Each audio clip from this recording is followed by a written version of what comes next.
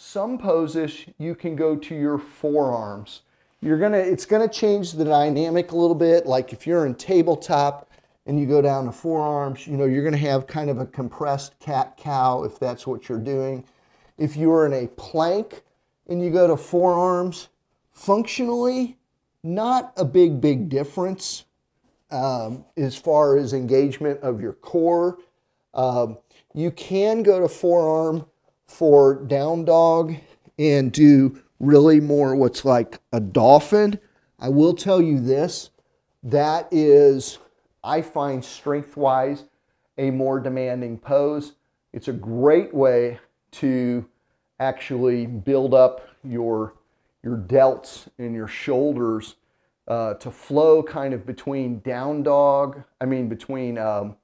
dolphin, which is essentially like down dog on your, I'm greatly simplifying, but like down dog on your forearms, going between that and a plank on your forearms, man, that will work out this upper shoulder joint area. So, those are your two other tips. One other tip's go to forearm. The second one, a modification, and this one is, I think it works well for being on all fours and tabletop, depending on the source of your pain.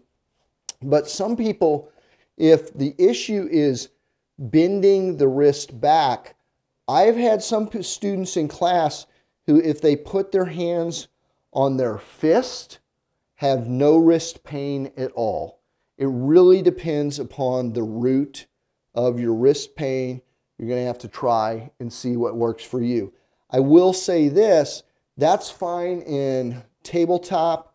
For many people, going onto the fist for, say, a plank, which, we used to do like knuckle-ups, push-ups on our fist, it's really uncomfortable, both in terms of the weight in the hand.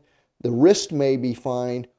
The other thing is, if you don't have good wrist strength and you do that much weight bearing on them, some people's wrists kind of want to roll while in that position. So I think this is fine for most people if they're doing tabletop and it's bending the wrist back, which hurts.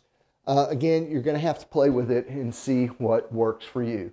So those are your two modifications, possibly forearm, possibly using fist instead of open palms as a short-term alternative modification for some poses.